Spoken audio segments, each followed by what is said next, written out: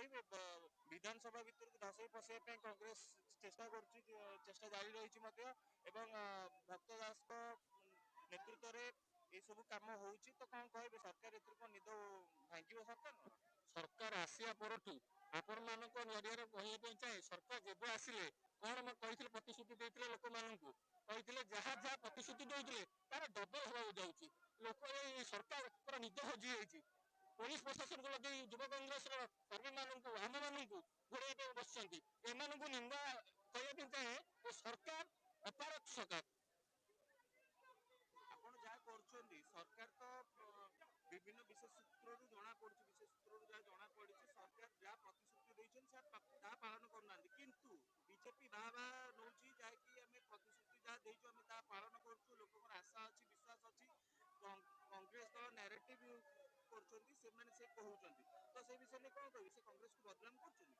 ଏଠି ପ୍ରଥମେ first point କହିବା ପାଇଁ ଚାହେଁ, ସେ ବାହା କରୁଛନ୍ତି କି ଆପଣ ଯାଆନ୍ତୁ ଗାଁର ତଳସ୍ତର ଲୋକଙ୍କୁ ପଚାରନ୍ତୁ, ବାହା ଆଗ ହସୁଛନ୍ତି। ଏ ସରକାର ଉପଯୁକ୍ତ ନୁହନ୍ତି, ଏମାନେ ରହିବାର ଯୋଗ୍ୟ ନାହିଁ, ଏମାନେ ଜାଣିନାହାନ୍ତି ସିଷ୍ଟମ କଣ, ଲୋକ କେମିତି ଚଳିବେ, ଲୋକଙ୍କର ଅବସ୍ଥା କଣ। ଗୋଟେ ମନ୍ତ୍ରୀଙ୍କ ଘର ଦେଖନ୍ତୁ 10-10 ଟଙ୍କା ଗ୍ୟାସ୍ ଥିବ, ସେମାନଙ୍କର କେତେ ଟଙ୍କା ସିଲିଣ୍ଡର କିଣୁଛନ୍ତି ଯାହାର ଜାଣିଛନ୍ତି? ଗୋଟେ ଗରିବ ଲୋକ ଖଟିକା ସେ କେତେ ଟଙ୍କା କିଣିପାରିବ, ଯଦି ମଜୁରୀ 3,000 ଟଙ୍କା ପାଉଥିବ, ସେ କେମିତି ଘର ଚଳିବ? ବିଜେପି ଦଳର କର୍ମୀ ହୁଅନ୍ତୁ ଅଥବା ସମର୍ଥକ ହୁଅନ୍ତୁ, ସେ କହୁଛନ୍ତି ଗ୍ୟାସ୍ ସଫିସିଏଣ୍ଟ ଅଛି।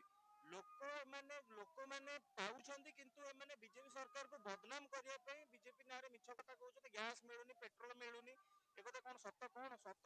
ମୁଁ ନିଜେ ଗୋଟେ କହିବା ପାଇଁ ଚାହେଁ, ମୁଁ ନିଜେ ବୁକିଂ କଲିଣି 10 ଦିନ ହେଲାଣି, ଗ୍ୟାସ୍ ଆସିପାରୁନାହିଁ। ଗ୍ୟାସ୍ ଦୋକାନ ଏଜେନ୍ସି ଆଗରେ ଲାଇନ ପଡି ଯାଇଛନ୍ତି। ଏମାନେ ବା ମୋଦି ସହିତ ମୋଦି ସରେଣ୍ଡର କରିଦେଇଛି। ଏମାନେ ଅନ୍ୟପଟେ ଆପଣ ଦେଖୁଥିବେ, କାଲି ବିଜେପିର ମିଶ୍ରଣ ପର୍ବ ଥିଲା, ବିଜେପି ଖୁସିରେ ମିଶ୍ରଣ ପର୍ବ ପାଳନ କରୁଥିଲା, କିନ୍ତୁ ଭଦ୍ରକରୁ ଜଣେ ବୁଢୀମା ଆସିଥିଲେ, ଯାହାକି ତାଙ୍କର ଗୁହାରି ଜଣାଇବା ପାଇଁ ମୁଖ୍ୟମନ୍ତ୍ରୀଙ୍କ ସହିତ ସେ ଦେଖା କରେଇ ଦେଲେ ନାହିଁ। ତ ଏ ବିଷୟରେ କଣ କହିବେ? ଶୁଣନ୍ତୁ, ଏମାନେ କୌଣସି ଲୋକଙ୍କୁ ଦେଖା କରିବା ପାଇଁ ଦଉନାହାନ୍ତି। ଯାହା ଯାହା କହିଥିଲେ ଆଙ୍କର ମୋର ମାନେ ଅର୍ଥ ନାହିଁ ଯେ କଣ କରିବେ।